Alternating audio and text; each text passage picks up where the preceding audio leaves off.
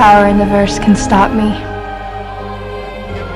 I find you humans quite interesting, even though you are a worthless, greedy lot. How annoying that sound is. What's going on, guys? My name is Aldenero, and welcome to episode 44 of the Midnight Hour. I'm joined today by Jack, who's been flown in from Hong Kong to be here and record this podcast for us today. Hong Kong, of all places. I don't know. I never know. Did you just pick one out? Did you just pick one out of the back of your mind? Just go Hong Kong. It was the first place that came to me. I think it's because it's a funny place to pronounce because it's two of the. It rhymes. I don't know. Just because it rhymes with dong. Yeah, that too helps. I don't know. Loosemore and Jack Brown are not with us. They've been dishonorably discharged from the podcast. Because they shamed their country. So today we're going to be doing the long-awaited sequel of our Mysteries episode, which, I don't know, was that episode like 5 or something 6, like that? I think, something like that, yeah. Really? That's so long ago. It's been a while. Yeah, it has been a while, but these are so much fun to record. Like, even if no one was listening, I'd like to have this discussion anyways. Yeah, it's amazing how much we can talk about things that have literally they have no answers. Yeah, I know. It's just questions. I know. We're just like explaining them and then going like, wow. It's alright. One day the CIA will hear one of our discussions and will be like, shit, these guys are onto something. The research that we put into this show, like, we're definitely on some kind of list, like, I have 7 different tabs open with a lot of different information going on. I have 8 open.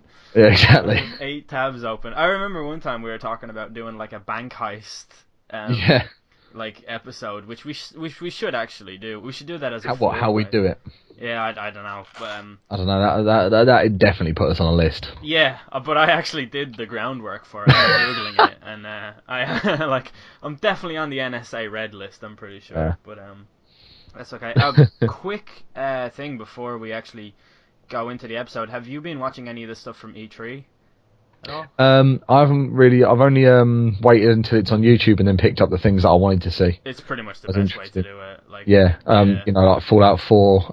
Interested in the new Final Fantasy as well, but I haven't actually managed to get around to watching that video yet. Is that the actual new game or? No, the remake of 7. Yeah, I can't wait for that. That 8 is actually my favorite. Cool. I'd love if they remade that too, but that's really wishful, I think. But I'm so on board the hype train for Fallout 4. Yeah. Yeah, gone back and bought Fallout 3 again to play it through again, and then I'm going to play New Vegas once more, and the hype is real. I think I'm going to, I never have played any Fallout game, but people always comment on well, no, they don't always, it's not a thing that happens every day, but I have had many comments saying I should check it out because it's kind of everything that I like. It's like alternate reality, it's post-apocalyptic and dystopian and stuff like that, so, I definitely should. I should give them a go because Fallout 4 is obviously going to be like an unbelievable release.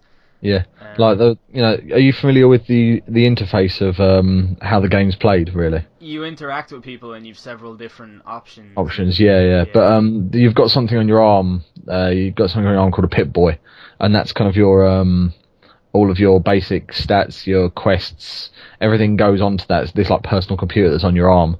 And apparently they're going to be using like iPhone and Android apps that will act as a second screen experience that will just have your Pip-Boy interface on it. So that if you want to use it that way, you can just have it on your iPhone instead of having it, or your iPad or whatever's in front of you instead of using it in game. That's so immersive. Yeah. To the game. Yeah, that's really. So I'll be gaffer taping my iPhone to my wrist at some point in the near future. What was it? They didn't really release any new information about No Man's Sky, but I'm so hyped for that game. Like, it's ridiculous. The whole procedurally generated universe, and I don't know. I really like the graphics on it. I like the way it's half cartoon, half reality, and it just looks incredibly vibrant and not dystopian. It looks colorful. It looks kind of like the Star Wars universe or whatever. And I'm just really, really hyped to play that game. I cannot wait for it to come out. Did you see anything about the new FIFA as well? there's not really a whole lot about The it. only Really. thing that I realised, I just looked at it and I was like, that's exactly the same as FIFA 15. Yeah, I actually... Literally nothing has changed. I was trying to make a video on FIFA 16 stuff, to make I was gonna make one of those, you know, like the way my top 5 tweet series is so sarcastic. I was gonna make a video like that about FIFA 16, but like... New features! Circular balls! Yeah, yeah. Players with limbs! If you go on their website, right, there's like... There's says, a new like, features section, isn't there? Yeah. Yeah, and it's like you have the ability to cut in and out of players, and it shows an actual real-life photograph of Messi weaving in and out of players, and they've just drawn lines around it where he does it. And it's like... It's unbelievable. It's like they're parodying, like, punditry in some way or so. I don't know. It's absolute nonsense. But, I don't know. Yeah, it's a mystery how they expect us to get excited. Nice segue. That's beautiful. Thank you. Yeah. I think we went on about. We got distracted with that more than we should have. Yeah, just a little bit. Yeah. But the first thing I wanted to talk about was an unsolved crime from 1947. And like I was complaining before we started this episode that like you don't. I mean, I said something similar to this, but you don't get as many unsolved crimes and things nowadays. Yeah, Jack's really disappointed about that. Yeah, I'm really disappointed. My potential career as an axe murderer is really down the shitter. But yeah, like it seems that there's a lot more unsolved murders, whether it was just based on people's ineptitude or just the lack of technology involved. There's a lot more from back in the day. Yeah, you do get that sense. It's like we're like two old men bemoaning, like everyone's glued to their iPhone these days. No one ever kills people and gets away with it anymore. Nobody gets away with brutal triple murders anymore. God damn it. Oh. I'm glad we started this off on such a light note. No, yeah. Well, we were saying about a list, and now I'm definitely on one. Yeah. But this is the case of it's claimed as Hollywood's most famous murder case, and it's about a 22-year-old actress, Elizabeth Short. She was found dead on Norton Avenue between the 39th streets in between the 39th, in Los Angeles. Her body had been cut in half and drained of all of its blood with, obviously with quite some precision. Yeah. The murderer had also cut 3-inch gashes into the corner of her mouth. Think like the Joker from Batman. Ugh. Into like this clown-esque smile. And there were no leads at all. There was no. The police found nothing. It's still unsolved, obviously, to this day. And there was a lot of speculation around based on it, because she was grieving after the death of a man she fell in love with. She befriended a lot of men while she was frequenting jazz clubs and stuff. Yeah. So it was nearly impossible to pin down who she was with or when, the night or the day that she was murdered. Sounds like the police are just lazy and they're slut shaming. Yeah. They're like, we don't know. She fucked with a lot of guys. She was traipsing around all these jazz bars. Yeah. You know what those jazz types are like. But yeah, so she was cut in half and drained of her blood, which that's not just your garden variety murder. No. Like, you've got to wonder exactly where someone where can you take someone where you can go, all right, we're going to cut her in half and drain her blood. Wait. It's not the garden variety murder one more time. It's not the garden variety murder. No, more like the garden tool variety murder. I managed to stumble over words that I literally said 30 seconds prior. I know. It's so difficult. I was under so much pressure, I panicked. Yeah. Yep. Oh, murder is so much fun. So yeah, she that's fucked up. Continue. Yeah. But it's like cut in half and drained of all of her blood. That's like vampire style shit. Yeah, it is. How would you even go about doing that? Like, what? I assume you use like tools that you don't ordinarily just happen to have lying around. I don't know unless you do it very carefully over an open drain. I really don't know, but Yeah, the guy was obviously not worried at all about the amount of time he had. Like, he wasn't worried No, about getting yeah. caught. Like, this is something that he had obviously planned a long time in advance or whatever. And the gashes in the corner of her mouth making her, smile like the Joker. That's really weird, right? Because my favorite song at the moment is Blue Dahlia by the Gaslight Anthem. Yeah. And it's sort of a story, like the whole song itself is sort of a story about the loss of love in general, and like a bad breakup or whatever. But it's called Blue Dahlia, and you know how the Joker says, "You want to know how I got these scars?" Yeah. And the Joker is the thing you alluded to while talking about her scars. Mm. And the first line of the chorus in Blue Dahlia is, "Where'd you get them scars?" And like, I'm really good at like deciphering lyrics and finding meaning in things that sometimes don't even have meaning at all. And I'm really annoyed that I didn't know that was the reference or the metaphor that Brian Fallon was telling in the Gaslight Anthem song until just now, this minute, when you explained that. And I was like, oh, Blue Dahlia, because it's like murder. Yeah, I understand. And yeah, so that's. Like, self-discovery comes in all shapes and sizes. You can find it in a story about a murder from the 40s or whatever it was. Yeah. But yeah, that's fucked up. Especially, like, was she of a high profile sort of? She was like Hollywood starlet. Fucking hell. Yeah. So this is like Britney Spears. Why Britney? Why Britney Spears? I don't know why I did. Hollywood starlet Britney Spears. You know the way I'm just perpetually living out the year 1999. Yes. Yes, I am. That's what happened there. Like. Yeah. Who's the most relevant female celebrity in Hollywood today? Britney Spears. Yes. Thank you, L. Oh my god, I'm such an old man. Oh my god, why did I do that? Kids these days with their Crash Bandicoot and their hip hop. Yeah. Oh my god. So it's like Taylor Swift. It's like this happening to Taylor Swift. That is more apt, yes, well done. Yeah, fucking hell. This has been a good start to this episode. I can't even grieve for this case, for the Black Dahlia case anymore. I've shifted it into a completely different direction. Yeah.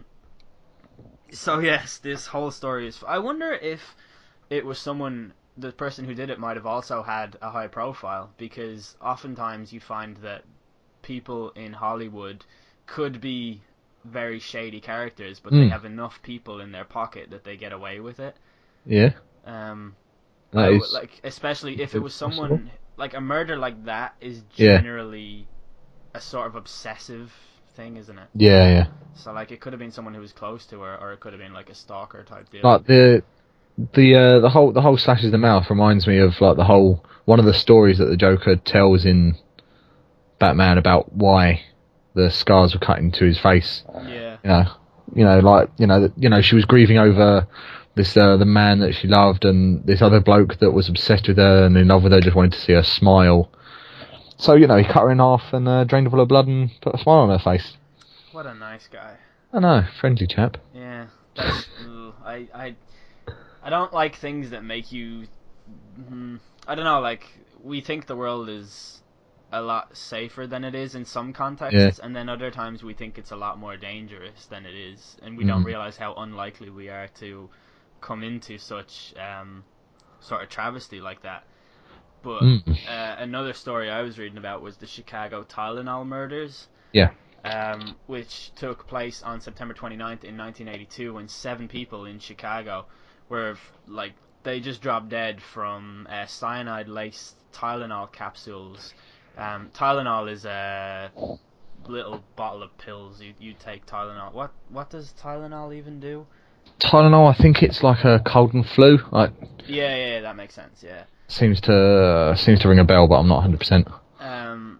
But all of these different capsules were bought in different places, so this was just, obviously somebody in the factory, the production factory, just decided to lace the Tylenol with cyanide. Yeah. So they had to, obviously, Tylenol, the company, had to pull every single product off the shelf because they didn't know how many of these were actually tainted. Yeah. and that's really fucked up. But after that, it actually led to them putting those seals on the bottles that show that they're tamper-proof. And tamper-proof, yeah. But the scary part is that the murderer was never identified at all. Yeah, because I mean, how could you possibly identify the murderer? I mean, you know, it might have been from the factory. The guy might have just been faking, you know, buying like Tylenol by the caseful, faking the printing the labels out himself or making the labels himself, and just popping them in there himself, you know, after the fact. Yeah, that's really true. Yeah. You know.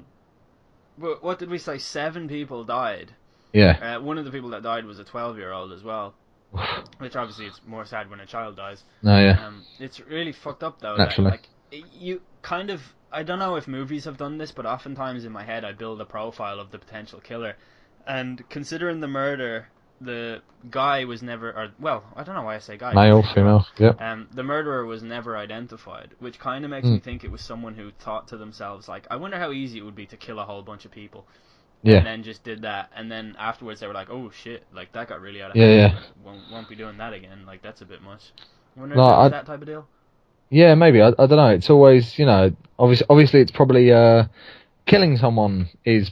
I'm going to assume. I'm going to assume. I won't. I don't know personally. Yeah, wink, wink. FBI, turn away. Wink, wink, nudge, nudge. FBI, please stop listening. I'm going to assume that, you know, killing someone's quite a emotionally damaging, you know, psychologically damaging ordeal. Yeah.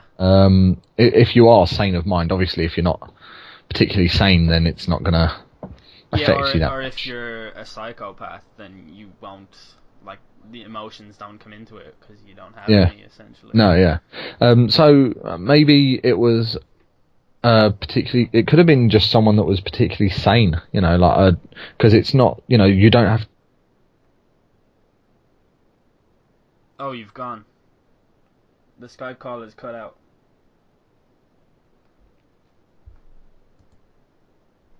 Oh, good. Oh, hello? You're back. Am I back? Yeah. Fucking hell, my internet. What was I saying? You're saying maybe the person was actually sane because, and then you kind of just. Yeah, well, sane to a degree. Yeah. Because, you know, they don't have to be there, they don't have to watch them die, they don't have to, you know, be even associated with them in the slightest, you know.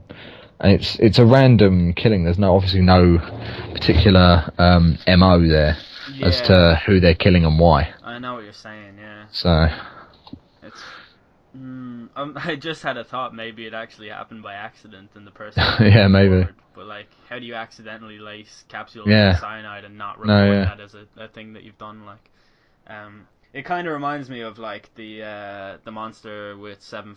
Was it the monster with 21 faces?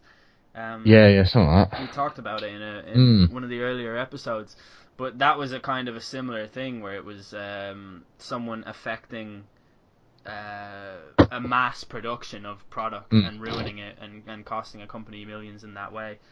So those types of crimes, I don't know, I'd like to know the profile of a person who would go about doing a thing like that, but obviously it's a mystery, so we never will.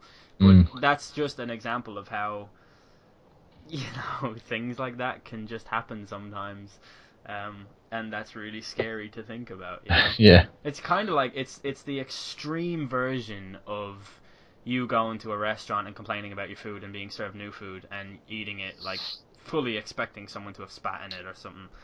It's like the extreme version of that. Yeah. You know? Do you want to go into the next one? Yeah, sure.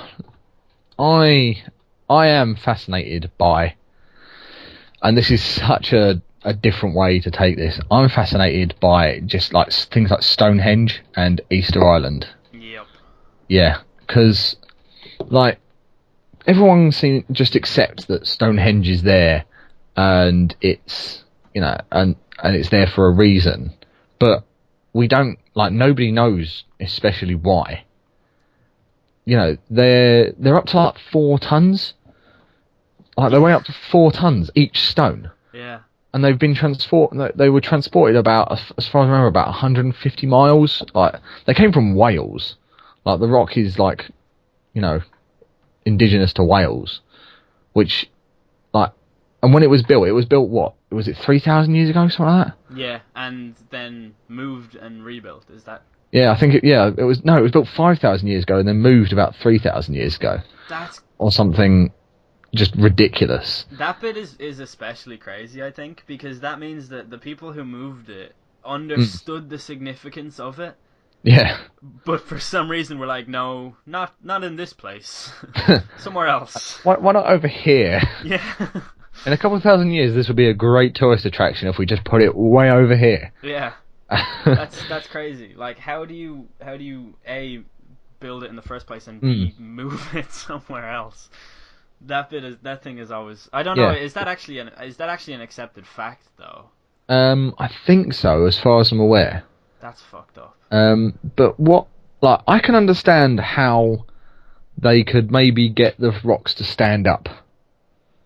Yeah. Like, dig a hole and push the rock towards the hole until one end goes in and the other end goes up. Yeah, there you go, standing up and then just bury it. There's several things like that built by the Celts in the south of Ireland called portal dolmens. Yeah. And they're just essentially that sort of rock type, like rock on top of rock type deal. Yeah. That are like a marvel in their, like, the strength it would have taken to build them and stuff like that. But it's that type of deal. I kind of get the impression that it's like. Yeah.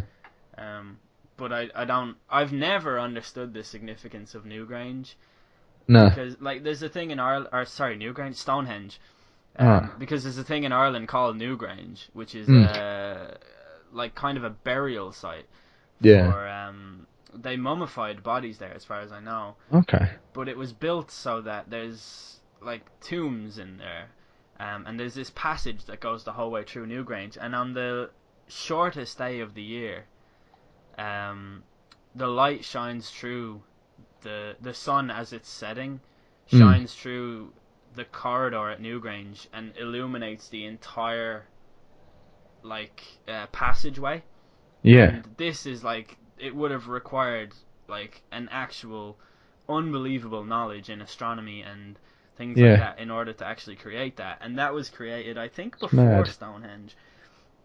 So, like, that's what I was taught. That's what I was taught in school growing up about Newgrange, and I've been to Newgrange before as well. And if you you can be there on the day that the light shines through the thing, but you have to sign up for a 9-year waiting list. Wow. Yeah, so it's like, it's serious. Shit, serious business. But yeah, that's like, that's a thing. That's crazy. Stonehenge is of a similar ilk, I believe, in terms of how it's an actual marvel in just engineering and things that we didn't really suspect people were able to do back then, I suppose. But I often wonder, like, how patronising we are to people in the past. No, yeah. When we say because you've got to assume that human intelligence might have, grown and expanded, but by how much so? Like, we're people today are smart in technology-based things and stuff like that, physics and all that, but a couple thousand years ago isn't that much time to evolve a much better sense of intelligence, Yeah. So they were just great at apparently just building rock monuments and astrology. That's all they contributed to No, yeah. Nothing else. No, nothing at all. It is crazy to think about, though.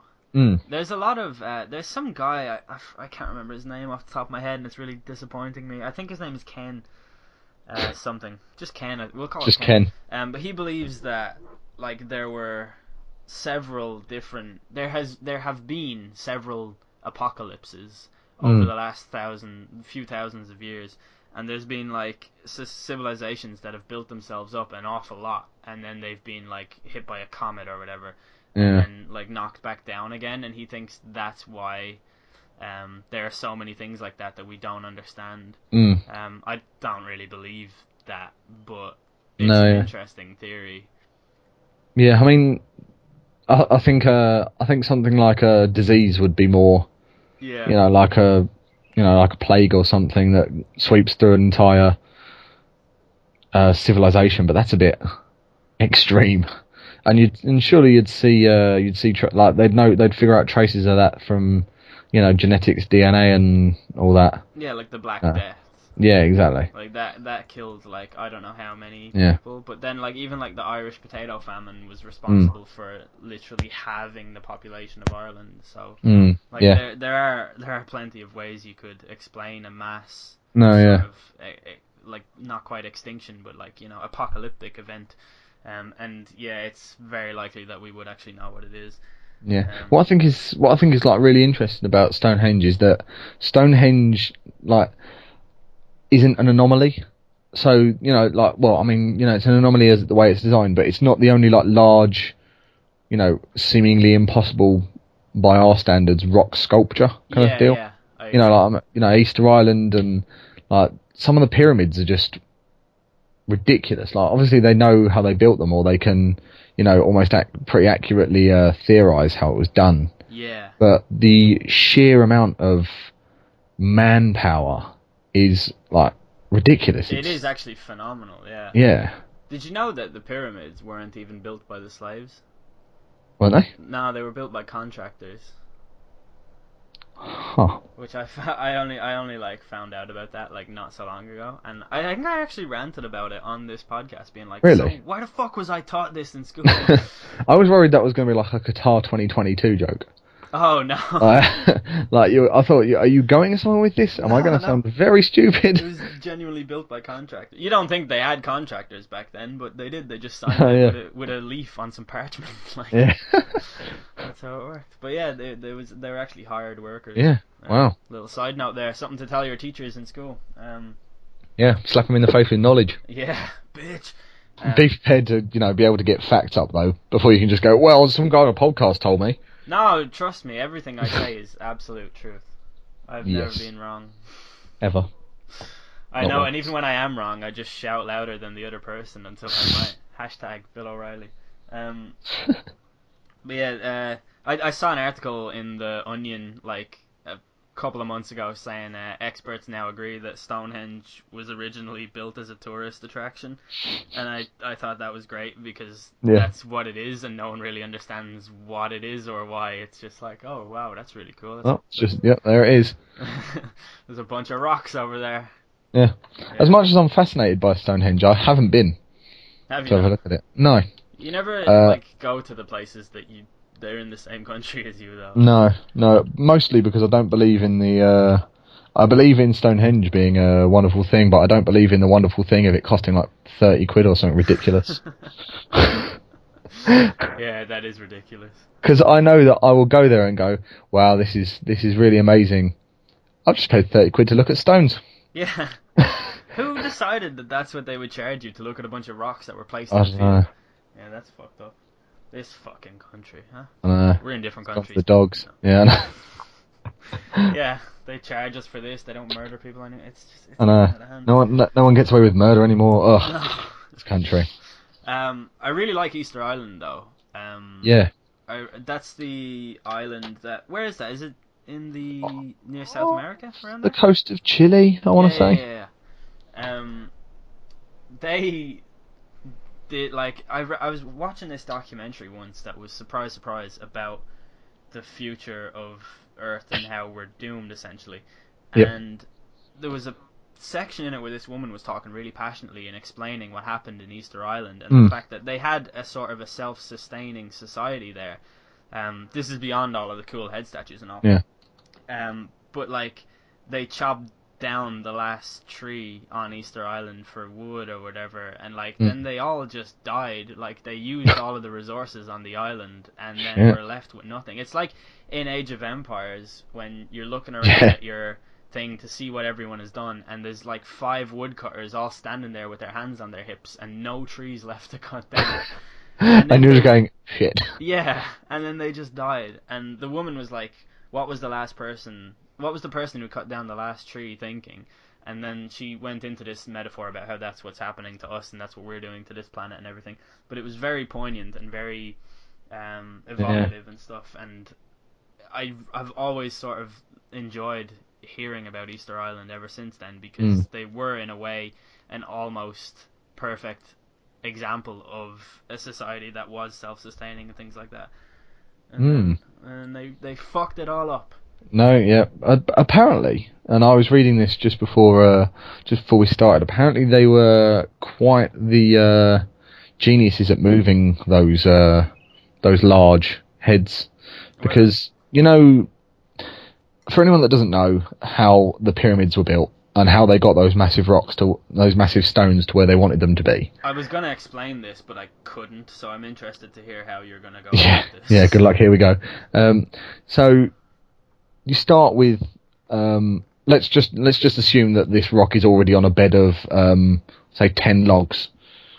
You roll the stone forward on the logs until one log comes out of the back, and then you move that log forward to the front, and it acts like a conveyor belt. Ah, very nice. Yeah, thank you. Very nice. I've been studying my rock moving. But apparently, instead of using that kind of method for getting the heads of Easter Island from the quarries to their positions, they were actually built, or they're actually carved with almost like a curved base, so that they would tie ropes around the top of them, and then from each side rock the rock. Ah, right. Like, so it moved as it rocked. Nice. Which just used rope and manpower instead of the however many logs and stuff like that. Yeah. Which kept them upright during transportation as well. Ah, that's really cool. Yeah. Like a rocking chair effect. Yeah. That's really cool. What I like about what we do though in the present is that we just build conveyor belts. So, yeah. Yeah. How about that, Easter Island? Aha, technology. Yeah, Easter Island is such a, I don't know. I'd love to see like maybe a movie about it. You know the way they did that like 10,000 BC movie? Yeah. I'd like to see something like that, but for Easter Island in some way. I don't know how you would go about making it entertaining or whatever, but that's for Hollywood to decide. I can't imagine it would be particularly entertaining. No, I can't imagine it would be at all. I think what I should have said was I'd like an Easter Island level in Age of Empires. Yeah. I think that's more fair for everybody. Probably. So, you know the way some people think that it was just aliens who did the pyramids and stuff? Yeah. Yeah, well, speaking of aliens... Nice. Fucking nailing this segue game. In the year 1978, Australian pilot Frederick Valentich was flying a light aircraft. I don't know what his journey plan was or whatever, but he came across something very peculiar and radioed into air traffic control to say he was being followed by a UFO. Obviously, that's just an unidentified flying object. That's not, I'm being followed by aliens. But he said, like, there's a transcript of his communications with the air traffic control tower, and it's kind of disconcerting to read for a few reasons. But he said seems to be a large aircraft below 5,000, which I assume means below 5,000 feet, and it's got 4 bright landing lights. Now, he doesn't actually say it has 4 bright landing lights. He just says it is 4 bright landing lights. But that could just be shorthand the way that they discuss things, because he left out the word feet in the previous description. But he said the aircraft was going really, really fast and flying way too close to him. He said it was purposely buzzing him as well, which I assume means like trolling him in some kind of way. And then he said it's got a green light and a sort of metallic like ... It's all shiny on the outside. It just vanished. And later on in the transmission he said, the strange aircraft is hovering on top of me again. It's hovering and it's not an aircraft. And then after that there was 17 seconds of a sound as if metal was being scraped, and then his plane was never seen again. Shit. And that was the last piece of the transmission, was 17 seconds of scraping metal, and then his plane was never seen again. Fuck hell. There were loads of reports after from Australians saying that they had seen this magic aircraft, but that was after it hit newspapers and not before. So that tells me it might have been bullshit, because that's how it always is with aliens. Like, the first Alien movie is made and everyone sees aliens everywhere all the time. I don't think so.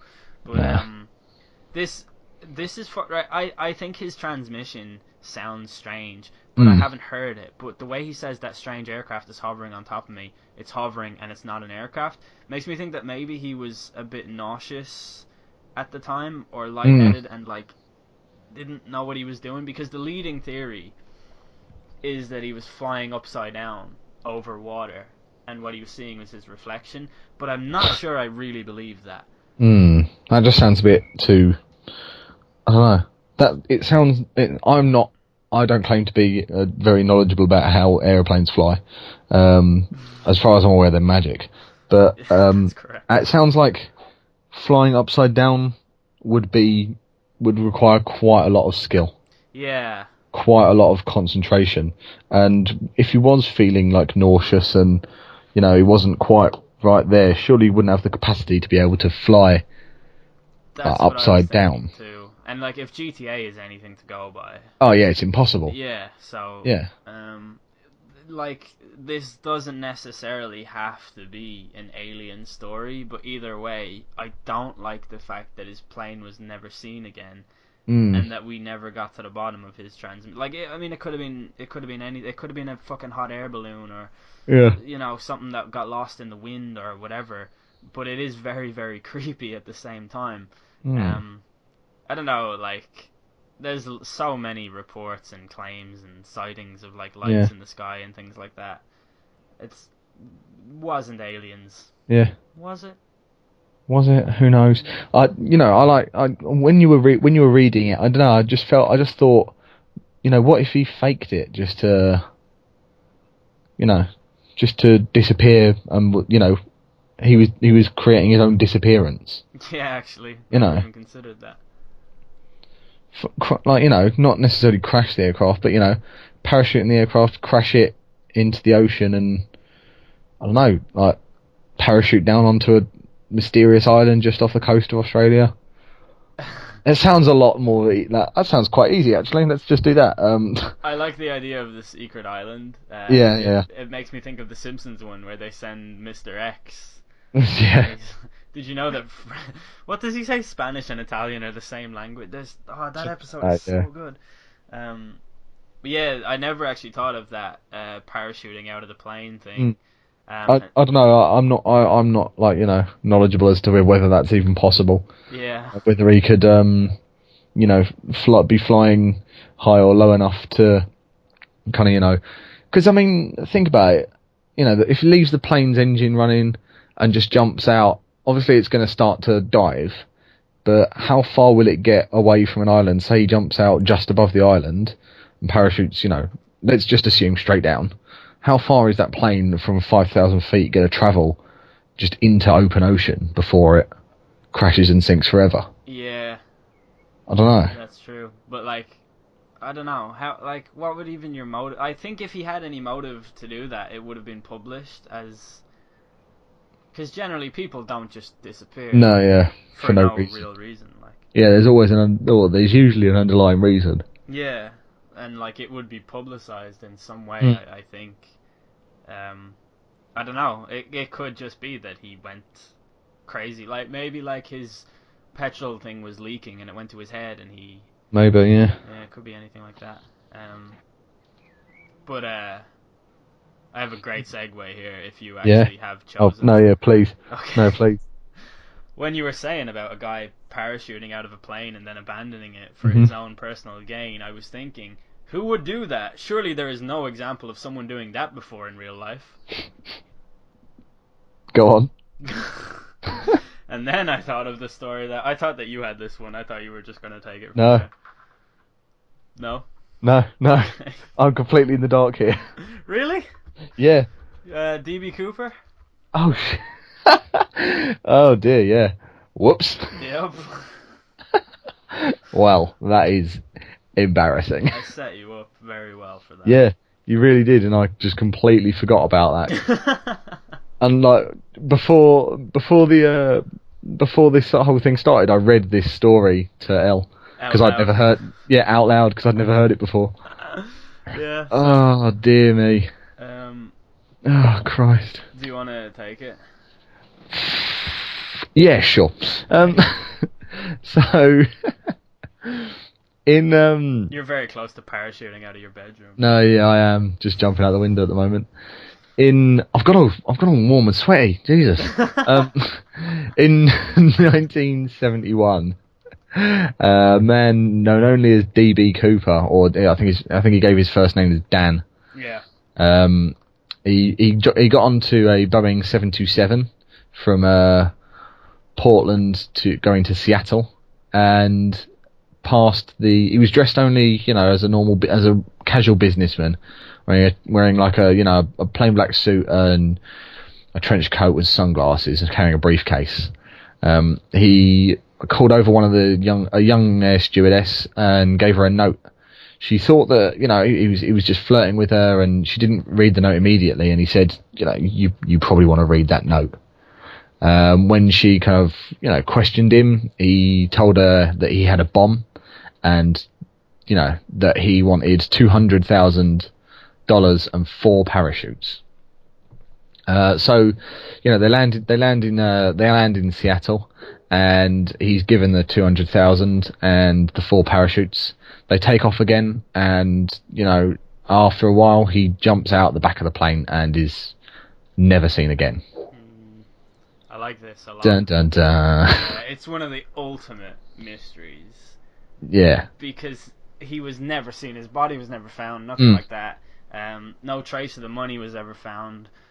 But DB Cooper, like, he could still be alive, living at large right now. Yeah. Because $200,000 in 1971 is roughly $4 trillion in today's money. It's 1.16 million, but yeah, not bad, and not too much. Yeah, it's a good amount of money to like live an undetectable, happy life for a very long period of time. I think if you were clever with it, like you could buy a house somewhere. You could buy, those what are they called? Micro homes. This is just a side note. Those are fucking amazing. But no, they are, you could buy one of those for like 20 grand and just like have that be your life. You could live well, you could eat well, and have all the fun stuff. Like there was no PlayStations or anything back then, so I don't know what people even spent their money on, other than like music and hookers. Yeah, hookers. Yeah. And blood draining tools. So and then I bet 7 years later, Frederick Valentich went and met up with DB Cooper on the island after he parachuted. Yeah, and just went to chill. Yeah. Yeah, exactly. Yeah. But there was, you said there was no trace of the money. They found some of the ransom money for as far as I remember. Oh, really? They it was in 1980. I think they found. They found about $5,000 or something. Yeah, something like that. But apparently, he was all of the crew members, which I find hilarious. He gave each of the crew members $2,000 from the 200,000 before he jumped out, just to say thank you for cooperating. Yeah, he sounds like such a suave type charmer guy. I know. And then he appeared in Prison Break in the year 2005 or so. Yeah. And how the FBI didn't catch up with him while he starred in that is beyond me. Yeah, I know. Yeah. Ridiculous. I know. Insane. Have you seen the movie Without a Paddle? No. I think it's got Vince Vaughn and Seth Green. That'll probably be why then. Yeah. Yeah, it is actually as terrible as it sounds as well. But there's a scene in that where like they're hiking or like on some deliverance type trip without all of the inbred locals, and they come across, like, I think one of them is running through a forest and he falls down a trap door, and they find the skeleton of DB Cooper. And it turns out that he burned all of his money to stay alive because he got trapped down there. Oh shit! But yeah, I actually listened to, I think it was on Stuff You Should Know, which is just an incredible podcast if you ever want to learn everything about a certain topic. And there was an episode about plane hijackings, I think.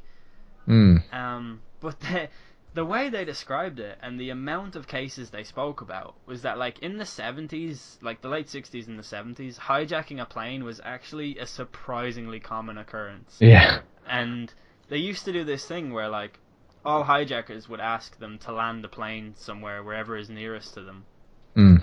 So that then everyone would get off, the pilot would do the DB Cooper thing, essentially, and then parachute out. But every time they would get them to land somewhere, the US set up a base in Cuba and made an airport there. And no, they went to. I think they had their own Cuban airport at a military base, and they designed it and changed it so that it said like Florida Airport, welcome to Florida. So they would get the people to fly there, because the guys who are hijacking the plane are telling the pilot where to fly. Yeah. But they don't know where it is. Like, it's in the sky, you know. There's no signs that say Florida straight ahead. So yeah, they brought them and landed them in Cuba, where the FBI just immediately apprehended them. And this happens so many times. It's so funny. Like, it's crazy how there was a time when someone would hijack a plane and everyone would be like, oh, fuck this again. Fuck it, free holiday to Cuba. Yeah. Great. And it was literally only when the first sort of person hijacked the plane in order to do something as a terrorist that they were like, hold on a minute. We need to start adding some security to this. Like, this is not good. But yeah, it's crazy how easy it was to hijack a plane back in the day, I guess. But I mean, what I think is genius about that, and this is something that I've just come across, is that the reason he asked for 4 parachutes was so that he would trick the authorities into thinking that he was going to take a member of the crew with him when he jumped, so that they wouldn't give him a dud parachute, risk the life of someone else. That was one of the theories, and I never thought of that. That is. I'd have just accepted the one parachute that was, comically filled with cutlery. So, when I pulled the string, it just all went flying, and I just grabbed a fork and was kind of held up a sign that said, "Uh-oh." You're shaking it, and you're like, and this is normal, yeah? It's supposed to sound like this. And they're like, yeah, man, they all sound like it. Yeah, man, they all sound like mixed bag of cutlery, yeah. It's the latest technology, man. This is exactly what it is. I don't know what you want from us. Oh, you've got all the springs in there that launch the parachute out, all sorts. That is really clever. I actually read about towards the end of last year, I think, that there is a comic book in France. Yeah. Where D.B. Cooper, in all likelihood, took his inspiration for the entire event, because there's a comic book character that does that exact thing. Really? And it was published in the very early 70s, just before his hijacking. Which makes people think that the business suit and everything, like the business appearance of him, he was in all probability an international businessman, because he would have seen that comic in France. It's actually currently the FBI's leading theory on D.B. Cooper. Oh. Which I find incredible. Yeah. It makes him so much more cool if he took his story from a fucking comic book. Yeah. That's incredible. That's brilliant. Now, I don't know how to segue. I'm not sure there is a segue. Yeah, I don't. For any of the things that I've got listed up, like. So this next case we're going to talk about is the infamous, ultimate mystery, the Tamam Shud case. And this case revolves around a body which was found on Somerton Beach in 1948, which is in Adelaide in Australia. Is it pronounced Adelaide? Adelaide, yeah. That's a really cool word, I think. Adelaide. I like how it is. Anyway, nobody knew who the dead guy was, but on his person, he had some small change and a packet of cigarettes. Nothing to reveal who he was or anything like that. His autopsy revealed that he had an enlarged spleen. His liver was swollen and there was blood in his stomach, which suggests a poisoning straight away, but there was no trace of poison ever found in toxicology results. When I said there was nothing to identify him, I meant the tags of his clothes were taken off, which kind of suggests he could have been a spook. But when they examined his clothes further, they found a secret pocket sewn into his trousers, which contained a rolled up piece of paper and the words Tamam Shud written on it. That's Tamam with 2 M's. Yep. But it's called the Tamam Shud case because it was misspelled originally in the media, so yeah, work that out. But the 2 words Tamam Shud are the last words of a Persian poetry collection called the Rubaiyat of Omar Khayyam, and they mean it is completed or it is finished. The words Tamam Shud came from a torn copy of the book that had been thrown into a car near the beach, and the book contained a phone number belonging to a former nurse. So there was also a code along with it that the police could not solve and has never been solved. But they tracked down this former nurse and they asked her like about the book that she owned, and she told the police that she gave the book to a guy called Albert Boxall. So they were like, oh, well, so that's probably who it is. So they called his house to find him, and he was actually alive the whole time, and he had the book that the nurse gave him, and when they looked in it, the words Tamam Shud were still in it, so the piece of paper didn't even come from that book. So that's a whole fucked up case, and it's still open. Nobody knows anything. My theory is that I've just made this up. I haven't in this case at all. But I think Albert Boxall didn't like the guy who he killed, and he had the nurse help him poison him. And I don't know, they had some discussion about Tamam Shud or whatever. But Albert Boxall knew what was up, and he bought a new copy of the book and replaced the old one. Just made that up now. But you know, you think they might have covered that maybe? Yeah. Yeah, they may have come up with that. Yeah, it's been a long 60 years. I don't know, maybe they haven't just pieced that together. They've overworked themselves into a position where they didn't previously spot that. But yeah, it's a fucked up story. This is a body that hasn't been identified. Nobody knows who it is. How scary is that? The homeless woman in the closet in the last episode. This is a person that is just unaccounted for in society. That's sad. That makes me sad. Oh, it's crazy, isn't it? Yeah, I don't like that at all. But that story is just... I think it's automatically sort of draped in mythology because it relates to a Persian poetry collection, and it just seems so... I don't know. It's crazy. It's a fucked up story that wouldn't look out of place on a weird Outer Limits episode or something like that. Yeah, I've just noticed on the Wikipedia page there's something about a brown suitcase. In 1949, staff at Adelaide's railway station discovered a brown suitcase with its label removed, which had been checked into the station cloakroom after 11 a.m. on the 30th of November 1948, and he was found on the 1st of December. Oh, right. 1948. So that was probably his suitcase. Yeah, in the case were a red checkered dressing gown, a size 7 red felt pair of slippers, 4 pairs of underpants, pyjamas, shaving items, a light brown pair of trousers with sand in the cuffs, an electrician's screwdriver, a table knife cut down into a short, sharp instrument, a pair of scissors with sharpened points, and a stenciling brush used by third officers on merchant ships for stenciling cargo. So maybe I don't even know what that means. I was going to theorize something, but I have no idea what. We're kind of like what the police force must have been like there, just yeah. Huh. That's interesting. Yeah. Well, tell me about this guy. I'd say that puts us right back to square one, but we never really left that. So that's a thing that's happened. Yeah. That's a real development in this case. Oh man, it's just crazy, isn't it? How someone can just turn up and nobody knows anything about him. Yeah, I like the way he had all of his labels removed from everything that he owned. That does just shout spy. Yeah.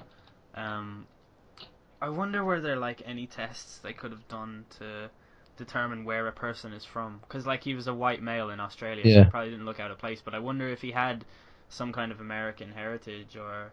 Who knows? Yeah. That's something that only the genealogy kind of stuff of today could figure out. Yeah, I think so. Yeah. But as far as I'm aware, he's buried in Adelaide somewhere. Yeah. Yeah, but I mean, it's in again, like I was saying earlier, it's all well and good that happening in 1940 odd, but I've spoken about the guy Benjamin Kyle who was found, concussed behind a Burger King dumpster in 2004. He's just unknown as to who he is completely. That's the most fucked up story. And it's so odd. And it was nationwide kind of news in America, and how nobody at all kind of looked and then saw the news or wanted to identify him. How you can go through life that just a miss by everyone. He doesn't even know how old he is. No, I think they worked out with his using his blood or whatever, or taking samples or whatever, that he's around 66. They cut him in half and counted the rings. Yeah, basically, and then drained him for all his blood. Yeah.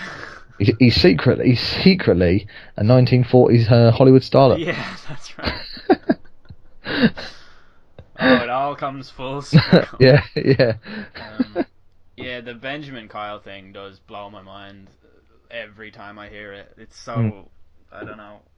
I know. Like we've spoken before about our fears and phobias in the second and ultimately the best episode of the midnight. But I remember a side note when we were in that pub in Brixton. And we were both just like, yeah, we've peaked already. Yeah, we peaked early. We peaked really early. Peaked on episode 2. Jesus Christ. But I was going to say something else there, and I forgot what it was. Oh, yeah, no, the fears thing, right? So, like, one of my biggest fears in the world is, like, just losing my grip on reality. Like, losing... Alzheimer's and dementia. Yeah. Terrifying things, yeah. I like the idea of just waking up in a fucking dumpster behind a Burger King at the age of, like, probably 59 or whatever. Yeah, something like that. Actually, no, not at all. 54. Yeah. Is terrifying to me. Yeah. Because, like, where does your life go? Like, who even are you? I don't know. The fact, he had no ID on him either, which, again, just odd.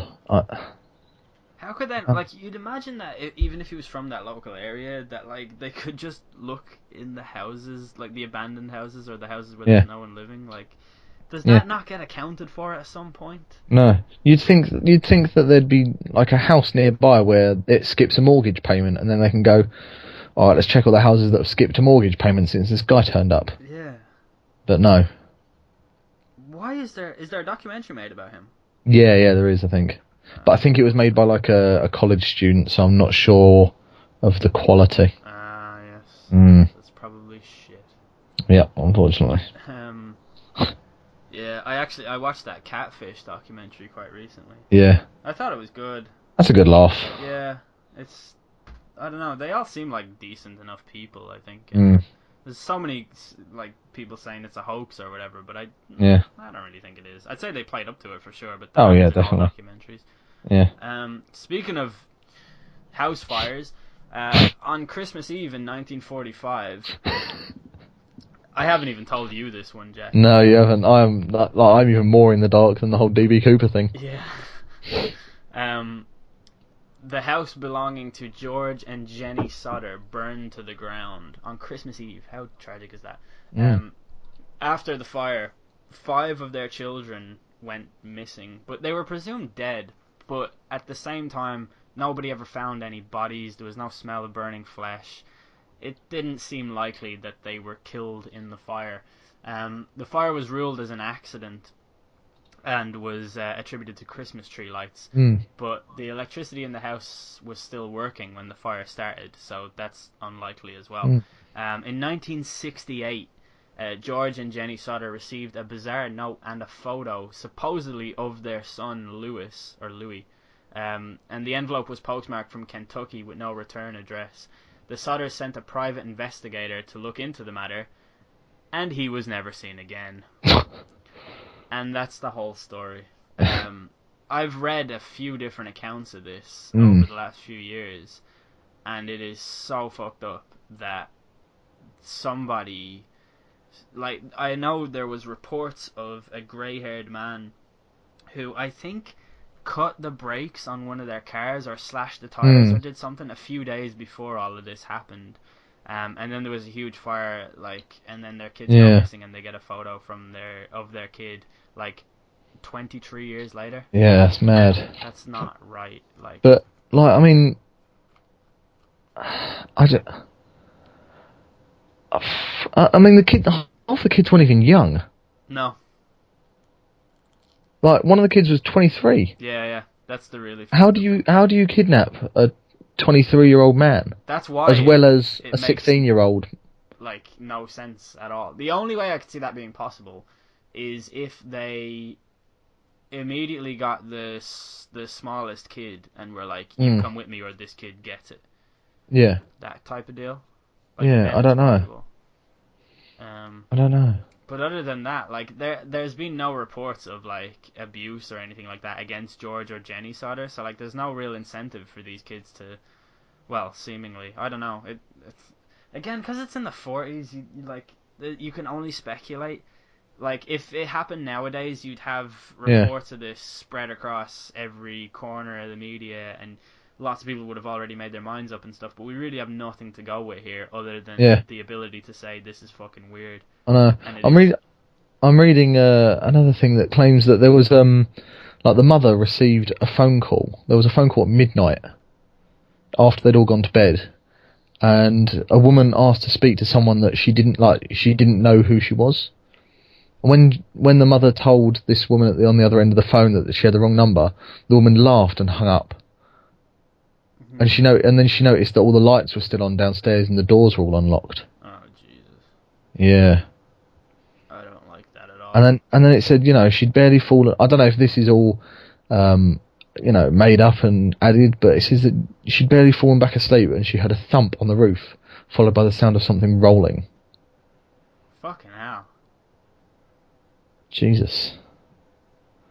There's some dodgy shit at work there. Yeah, I think I'm gonna take this story and actually read it comprehensively and, comprise a list of the ins and outs of the case, because I don't feel like I've got enough here to come up with a better verdict, as it were. Yeah. But how long was it between the fire and them disappearing? Did you say? 20. Oh, what do you mean, like? Not between the kids disappearing. Like how many hours, days, or whatever was it? When did the kids go missing? Just on the night of the fire. In the event of the fire. Yeah.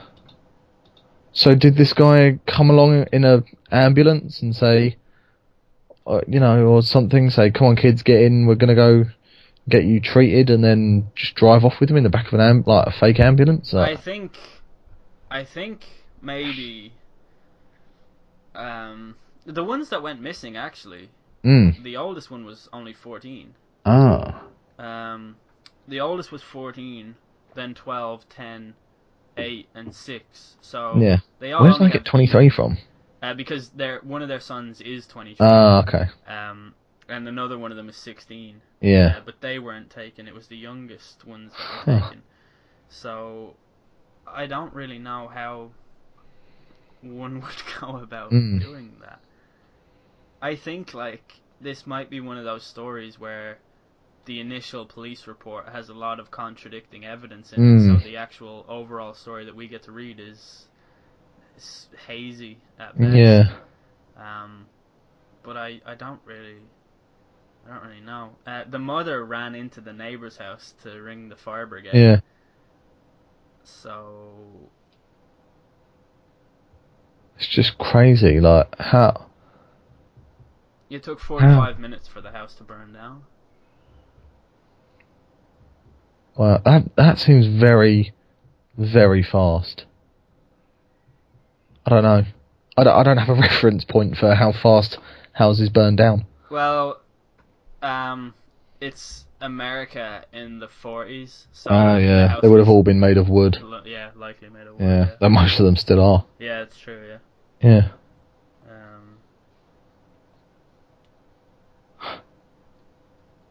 So yeah, I don't really get how they were there's quite clearly no remains here at all, but they definitely all died in the fire. How does that happen?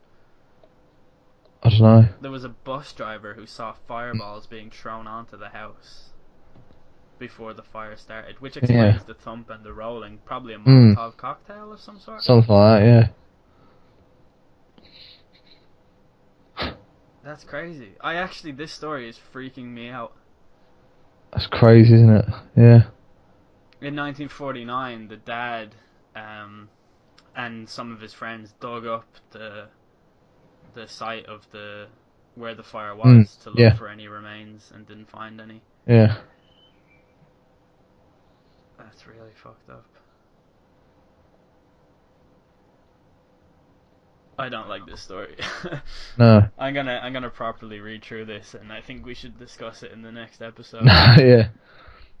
We should keep on. And great. Now every time I hear thumping and a rolling down the roof, I'm gonna panic. I'm gonna get kidnapped. I don't know if you can or hear set on it, fire. but my neighbours, there are builders in there, and what I can hear hammering right now, and I'm uneasy. So that's a thing that's happening. So do you have another mystery? Yeah, I do. Yeah, it's something called the Voynich manuscript. Oh yes. Yeah, because this is brilliant. Like I love the idea of Is it cryptography? Yes. Yes. That is what it was on. Yeah, I love the idea of cryptography and being able to figure out hidden meaning in text and stuff. But this is ridiculous. Like, it's dated as having been made sometime between 1404 and 1438. Yeah. And it basically was acquired by a bookseller in 1912, and it's a 240-page book written in a language that just is completely unknown to everybody. I read something earlier that said that only last year has someone claimed to have decoded the first 9 words of this 240-page manuscript. So it's only taken 600 years. They say that the origin of this is northern Italy as well. Yeah, and I mean, it's 240 pages. So a lot of people, nobody would have had time in 1404 to write a 240-page manuscript in essentially gibberish. With these, and it's got like diagrams of, like humans and like plants and trees and stuff, and the plants and trees don't resemble anything that exists. No, they don't look like anything on this planet. No, and like you've got people theorize that in 1400s when this was made, it's not a hoax because of the amount of time, money, and just effort that would have had to go into it. That's, I think, the most. I'm looking at the diagrams on it now, and diagrams are just weird. Yeah, they look almost like they could be like half animal, half plant. They're very, very strange to look at. It's so odd. I love that, so like on Wikipedia for anything, like you're on the Wikipedia page of a celebrity, and in the right hand side it'll be date of birth, origin. Yeah. This is place of origin, possibly northern Italy, language unknown, scribe unknown, author unknown, compiled by unknown, illuminated by unknown, material is vellum, so we got that, and we know the size of it as well. But other than that, it's anyone's guess, and it's crazy how nobody is able to decode this, when you'd imagine that now is a time when there are more code breakers, like more people capable of cracking this kind of a code. But there's nothing. I don't get what else it could be. Like, I guess like hoax is the only possibility here because of the fact that there's nothing else. But if this is a hoax, someone has gone through a ridiculous amount of effort. This possibly outshines like a Tolkien novel. In terms of its dedication to its language and its otherworldly aesthetic. So I don't really know how. I don't have anything. I have nothing. I don't think they even know what kind of a code. Yeah, like, I mean, no. Like some people have theorized that this bookseller that got a hold of it in 1912 fabricated it himself. But as far as I'm aware, the the dating, they've used carbon dating systems to figure out how old it is, and that's just completely dispelled the fact that it was made in 1912 or just shortly before then. Yeah, it's the Polish book shop, wasn't it? Yeah, something like that. He was an antique book dealer, I think. How do you get that to worldwide attention in 1912? Like that I have no idea. You know what's scary about that, right? Is this is a book composed in the north of Italy during the Renaissance, and it came to light in 1912 by... That's 100 years ago. It's been around for what, over possibly 600 years? Yeah, something like that. How do you... how many more of these books might be lying in Polish bookstores somewhere? Like, or like I've heard stories before of people coming across priceless artifacts in their own homes. Like people going through their attic and they find one of the original copies of the Bill of Rights and the Declaration of Independence and stuff like that, and getting like millions of dollars from it. You wonder how many things are hidden somewhere. Like maybe this is part of a series of books, and the rest of them have yet to be uncovered. And maybe there's another book somewhere that deciphers this code, which hasn't been uncovered. I don't know. Coming out of northern Italy during that kind of time, I mean, it's not unknown that certain Italian geniuses, for lack of a better word, were quite good at writing in code. I mean, was it Da Vinci that was famed for being able to flawlessly write mirrored? He wrote backwards in a mirrored fashion.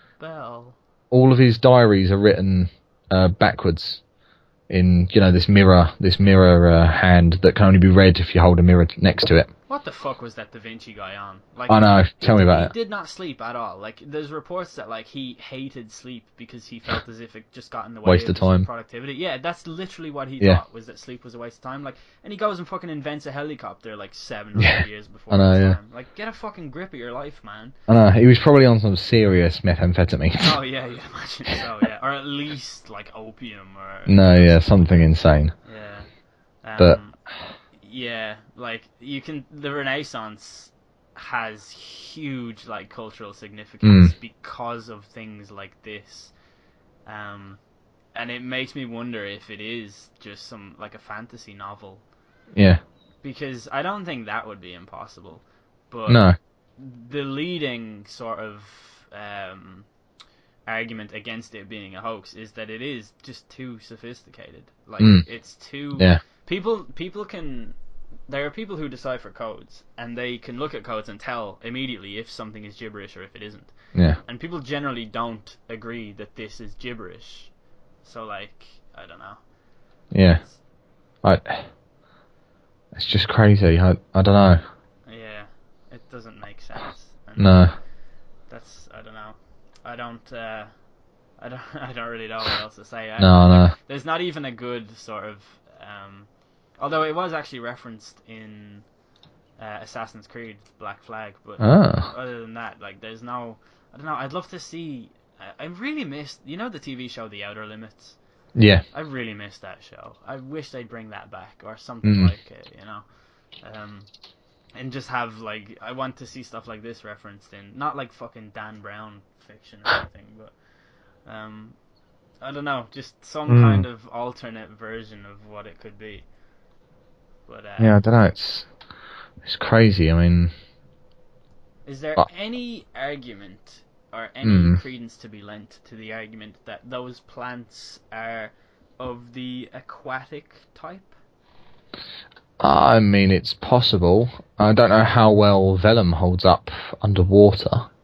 Maybe if some people had access to technology far more advanced than humankind at the time. Far more comprehensible or incomprehensible than what. It's possible. Yeah, I wouldn't rule. It's always possible. And as we know, the authorities and leading. I mean, they may have even entered into the high levels of the cryptographers. Who knows? It's well known that there's a certain type of person or people that is dominating everything that's important and everything that trying to cover their tracks, being able to cover their tracks. That was referenced in. There's a hidden track at the end of Justin Timberlake's second album called "The Burning of Voynich." Yeah. And it's called "They Who Do Not Speak Our Language." And I think that song might be an indirect reference to these beings. Possibly. It is completely possible. Oh, I'm on the Wikipedia page, and it says here, on page 237 of the book, there is an inscription that says, "Beware of the sea people." Oh, really? Yeah. I'm I was looking at the Wikipedia page just a couple of minutes ago, and actually I mentioned that the first nine words of the manuscript were deciphered last year. I think the guy was from Harvard or Yale or some big Ivy League college in America, and the first few words of the manuscript are actually Crimea River. Oh dear.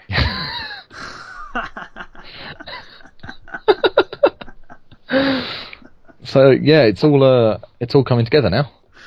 Oh, I love sense. Ah, dearie me. The whole thing is actually just Justin Timberlake's discography written out by the Sea People. Oh my god. I have so many more mysteries too, but I think we should just leave them for another episode of this. I think so, yeah. I actually really enjoyed this. Yeah. I like how we're always surprised that we enjoy talking to one another. Do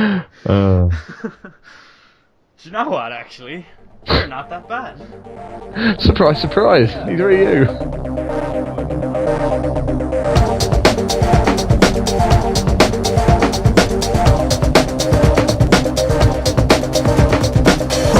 I got no idea where to, but I would feel much better if you were there too. Where to? I told you I got no clue, but I would feel much better if you were there too. Run with me, let's run from ourselves. Come with me, let's run from the world when you're done with me. Run with someone else, soon we'll see that you're back to yourself. Run, gotta keep running. Run, gotta keep running. Running and I'm running, I'm a glutton for the running. If you ask why I'm running, I run from the discussion. Run, gotta keep running. Run, gotta keep running. Running from your loving and I'm running from your bluffing. What I'm running from is nothing.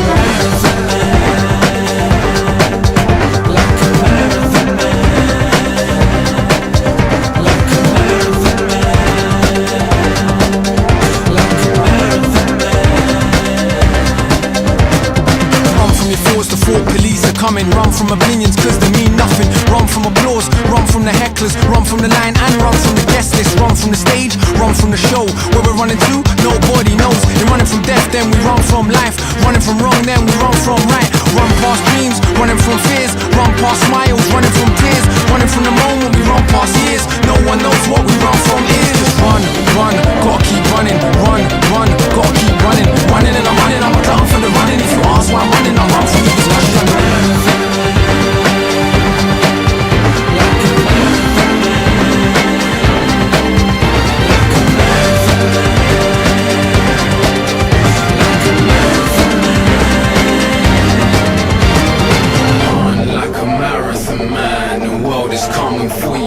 With a gun in your hand, can't do nothing for you. Run from here to Japan, the world is coming for you. Run like a marathon man, yourself is coming for you. Run from yourself and me and who you wanna be.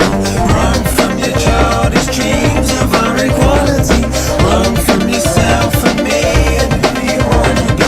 Run from yourself and me. Run from your conscience, run from the nonsense. It's the ad break, so run for our sponsors. Watch the news, run from these monsters. You should be confused, run from your responses. Run from your views, shout with the crowd. Shout with the crowd, first check you're allowed. Run from the shame, run from the proud. Run from the quiet, run from the loud. Run from everything that you could be. Run from everything that you would be. Run from those who say what you should be. Run, gotta keep running. Run,